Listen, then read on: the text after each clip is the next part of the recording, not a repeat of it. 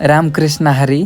तर आम्ही आहोत पुण्यभूमी सासवडमध्ये. गोविंददादाच्या वडिलांबरोबर आम्ही निघालो आहे संत सोपानदेवाच्या देवस्थानाकडे. आम्ही देखील कधीच गेलो नव्हतो, म्हणजे मी स्वतः नव्हते गेलो आणि ते काका पण नव्हते गेले. पप्पा आणि आई आले होते ह्या आधी ह्या मंदिरामध्ये, पण मी पहिल्यांदाच आलो आणि संध्याकाळच्या टायमिंगला आलो होतो आम्ही.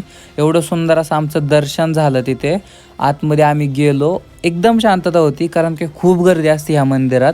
सोपानदेवाचं पण दर्शन अगदी 5 ते 10 मिनटातच झालं. इथं ह्या मंदिरात त्यांनी जिवंत समाधी घेतली होती.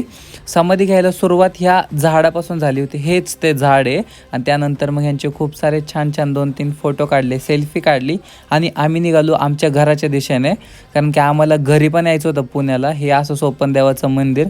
खूप साऱ्या गप्पा गोष्टी करत करत आई बाबा त्यांच्या सगळ्यांचे, मी एकटा आपलं माझं मी चॅट्स करत होतो. तर कसा वाटला हा व्लॉग नक्कीच सांगा कमेंटमध्ये.